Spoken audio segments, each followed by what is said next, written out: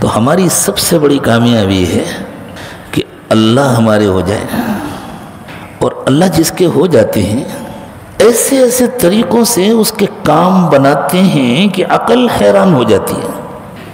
بعض وقت کہنے والے یہ کہنے پر مجبور ہو جاتے ہیں کہ اللہ تعالیٰ ان لوگوں کا سائیڈ لیتے ہیں۔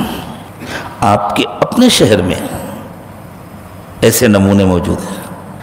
لیکن میں آپ کو جرمنی کا ایک قصہ سناتا ہوں۔ پڑوس کے ملک کے ایک انجینئر صاحب جرمنی میں تھے۔ ہمارے حضرت پیر صاحب دامت برکاتہم ایک مرتبہ تشریف لے گئے، تو وہ حضرت پیر صاحب سے ملے اور مل کر کہنے لگے، حضرت میرا تجربہ ہے، اللہ تعالیٰ مولویوں کی سائیڈ لیتے ہیں، اللہ تعالیٰ مولویوں کے سائیڈ لیتے ہیں۔ گویا وہ یہ کہہ رہا تھا کہ اللہ انصاف نہیں کرتے، ہاں نا انصافی کرتے ہیں، مولویوں کا سائیڈ لیتے ہیں۔ حضرت نے فرمایا، بھئی کیا ہوا؟ حضرت میں انجینئر ہوں، بہت اچھی میری جاب ہے، میں اس ملک میں آیا، ایک بڑی کمپنی میں مجھ کو نوکری ملی، بڑی سہولتوں کے ساتھ، ایک بہت خوبصورت اعلیٰ تعلیم یافتہ باعزت جرمنی خاندان کی لڑکی بھی میرے ساتھ جاب کرتی تھی، لیکن وہ باعزت لڑکی تھی، کسی سے اس کے غلط تعلقات نہیں تھے۔ لوگ کوشش کرتے تھے کہ اس سے ہماری دوستی ہو جائے، وہ کسی کو گھاس نہیں ڈالتی تھی۔ آہستہ آہستہ میرے اس کے کچھ تعلقات ہو گئے، اور وہ بھی اس طرح ہوئے کہ رمضان کا مہینہ آیا، ہم لوگ انٹرول میں جو درمیان کا وقفہ ہوتا ہے اس میں بیٹھ کر کے کچھ چائے وائے پیتے تھے، کچھ کھاتے تھے، تو اس نے دیکھا کہ یہ چند لوگ ہیں جو کھانا نہیں آتے ہیں۔ پوچھا، بھئی کیا بات ہے، تم لوگ کھاتے نہیں؟ کہ نہیں، ہمارا رمضان کا مہینہ ہے، ہم لوگ روزہ رکھتے ہیں۔ تو اس کے دل میں کچھ سوالات پیدا ہوئے، روزہ کیا ہوتا ہے؟ انہوں نے بتلایا، اس نے سمجھا دنیا کو طلب ہے، اللہ ہم کو اپنے دین کا سچا نمائندہ بناتے ہیں۔ پھر اس نے معلوم کیا نماز کیا ہوتی ہے۔ آہستہ آہستہ اسلام سے اس کی دلچسپی بڑھتی گئی، حتیٰ کہ ایک دن اس نے کلمہ پڑھ لیا۔ یہ کہتے ہیں، میں یہ سمجھ رہا تھا کہ شاید اللہ میرے راستے کی رکاوٹیں دور کر رہے ہیں۔ اس سے زیادہ بتلانے کی ضرورت نہیں ہے نا، بغیر ترجمے کے آگے کی بات سمجھ میں آ گئی ہوگی۔ کہتے ہیں، میں بہت خوش تھا کہ چلو سب کچھ دیا تھا اللہ نے، میں نے گھر بھی اچھا لیا تھا، گھر آباد ہونے کا بھی انتظام ہو رہا ہے۔ چھٹی آئی تو اس نے کہا، میں یہ چھٹی کسی اسلامی ملک میں گزاروں گی تاکہ میں اسلام کو اچھی طرح سمجھ سکوں۔ تو اس نے کہا، ہمارے ملک سے بہتر کہاں ہو سکتا ہے؟ ہمارا ملک تو بنا ہی ہے اسلام کے نام پر، تم ہمارے ہاں چلو۔ وہ تیار ہو گئی، ٹھیک ہے میں چلوں گی۔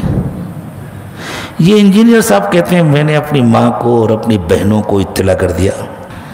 ان لوگوں نے کہا، بس تم لے کر آ جاؤ، آگے اس کو تیار کرنا ہمارا کام ہے۔ یہ انجینئر صاحب کے گھر میں ماحول آزادی کا تھا۔ یہ کہتے ہیں، ہم لوگ جب اترے ایئرپورٹ سے تو گھر والے گاڑی لے کر کے آئے تھے، اس سے کہا کہ ہمارے گھر چلو۔ اس نے کہا، نہیں، میں نے ہوٹل بک کیا ہوا ہے، میں وہاں قیام کروں گی، میں آؤں گی آپ کے گھر، لیکن میں آپ کے گھر قیام نہیں کر سکتی۔ اس نے ہوٹل میں قیام کیا۔ خیر یہ لوگ جاتے، اس کو لے کر آتے، وہ گھر میں آتی، کھاتی پیتی رہتی، پھر اپنے ہوٹل واپس چلی جاتی۔ اسلام کے بارے میں سمجھ رہی ہے، مطالعہ کر رہی ہے، پڑھ رہی ہے، سوالات کر رہی ہے۔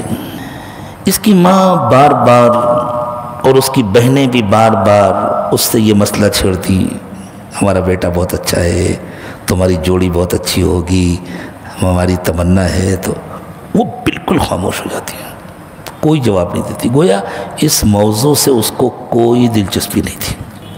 واپسی کا وقت قریب آ گیا، 3-4 دن باقی رہ گئے تھے واپسی میں۔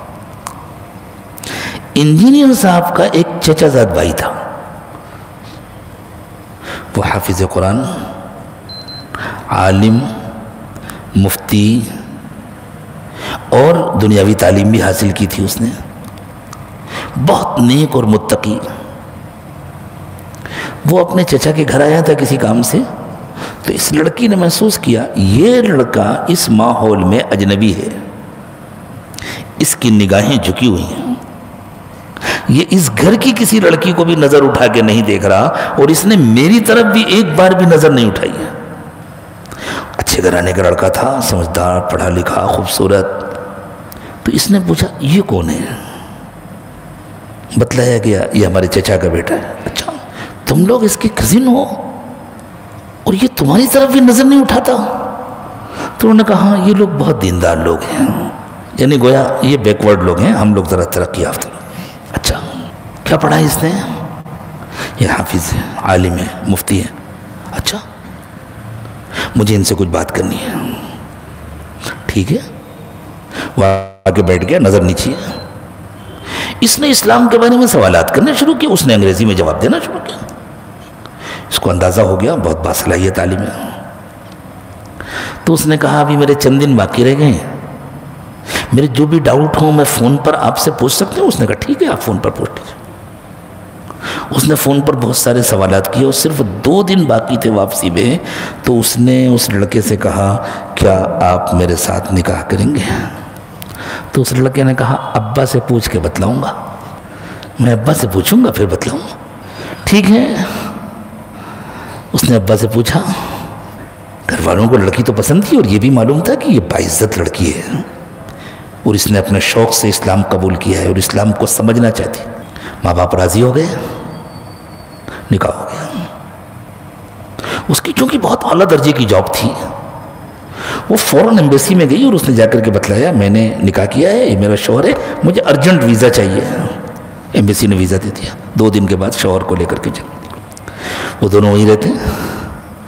تو وہ انجینئر صاحب کہتے بتلائیے حضرت ساری محنت میں نے کی اور وہ بیوی بنی مولوی صاحب کی. اب بتلائیے اللہ تعالیٰ مولویوں کے سائڈ لیتے ہیں یا نہیں لیتے؟ یہ حقیقی واقعہ سنا رہا ہوں میں آپ کو.